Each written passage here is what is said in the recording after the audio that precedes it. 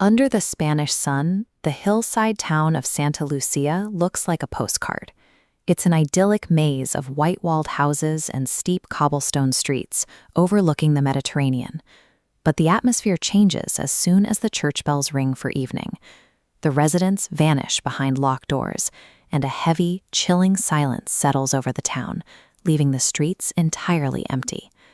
Mateo Guerrero, a 19-year-old architecture student, arrived here from Madrid to document this specific kind of history.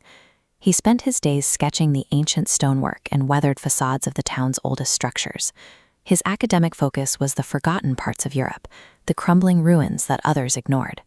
That curiosity led him straight into the path of a history that the locals spent their lives trying to avoid. One evening, his research took him beyond the residential streets to an isolated cemetery adjoining the local church. Near the back of the grounds, he discovered a decaying wedding arch standing over a patch of earth that remained wet and pitch black, despite the dry summer air.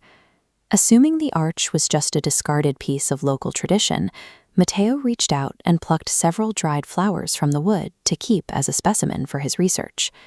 That night, while working in his room, Mateo heard the distinct scratching sound of heavy fabric dragging against the floor outside his door. When he looked at the window, a pale white silhouette stood briefly at the edge of the street before vanishing into the shadows. He checked the lock on his door, but the sensation of being watched lingered. Mateo's decision to take those flowers had established a connection to the cemetery that he didn't yet understand. The following night, the haunting became physical. The temperature in Mateo's locked guest room dropped so low that his breath began to mist, signaling that the barrier of his four walls had been compromised. He looked out toward the street and saw wet, muddy footprints appearing one by one on the dry cobblestones, leading a dark trail away from his building and back toward the cemetery. At 2 a.m, Mateo walked down the stairs and out the front door. He followed the muddy trail through the silent town, unable to stop himself from returning to the ruined arch. The dead bride stood under the arch, her feet hovering inches above the black mud. She wore a rotting white gown and a tattered veil, with streaks of dark, dried blood staining her pale cheeks. As she turned her head, her gaze locked onto Mateo with a predatory focus. She wasn't an aimless spirit. She was tracking his every movement, acknowledging him as the specific reason she was there. Mateo survived the night, but the encounter left him shaken. At sunrise, he sought out the elderly caretaker of the guest house, who turned pale at the mention of the cemetery arch. The caretaker explained that the haunting began in 1889. Isabella Romero, a local woman, was set to marry a man named Javier in what was supposed to be the town's most celebrated wedding. But the celebration never happened. Hours before the ceremony, Javier fled Santa Lucia with another woman, leaving Isabella waiting at the altar. Isabella remained under the outdoor arch all night, convinced he would return. She stood in the freezing darkness until the shock and the cold caused her heart to stop. The townspeople buried her in the exact spot where she died, permanently anchoring her remains to the ground beneath the wedding arch.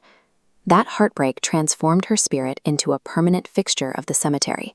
For over a century, she has waited in a state of eternal anticipation for the man who promised to meet her there.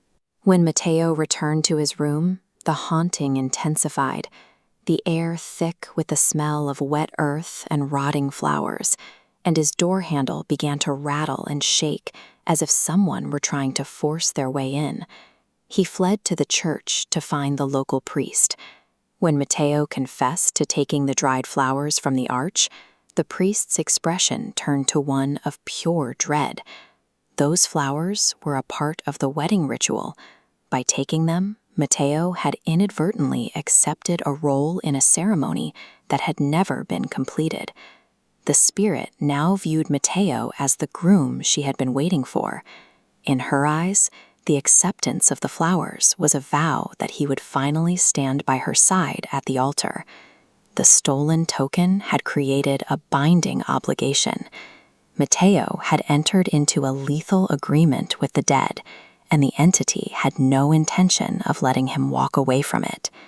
Panicked, Mateo threw his clothes into a bag, desperate to get as far away from Santa Lucia as possible.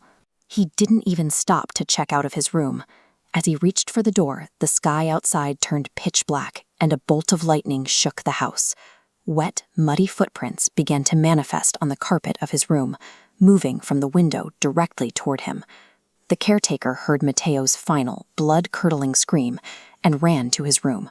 When he threw the door open, the room was empty.